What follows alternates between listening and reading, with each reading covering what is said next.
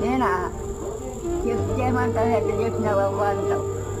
ఇట్టుకొని గొంతున్నా మడక తిన్నా తగిలి దొరినా ఎలకడ బండి కట్టి తెల్లారి చేతకు మందు దొరినా మన్ను పట్టుకొని వాళ్ళ ఇంట్లో నచ్చి చేసినా వీళ్ళ ఇంట్లో నచ్చి చేసిన.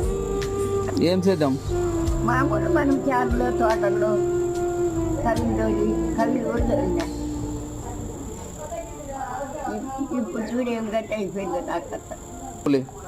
అప్పుడు ఏంటి 2 చేతులు గింజలు ఏం పెద్ద కాదు. మేము సేద్యాలు చేసి పండించినప్పుడు 2 చేతులే కూలి. ఇప్పుడు అయితే 200 300. 2 చేతులు అంటే మధ్యాహ్నం ముద్దన్నం పెడతాను కూలోళ్ళకి. అంత తప్పేంటి. ఇంకేమన్నా మన దగ్గర పండినా అనుకో కాయలు బెండకాయ బీరకాయ అవన్నీ కానీ మిరపకాయలు అట్లాంటివి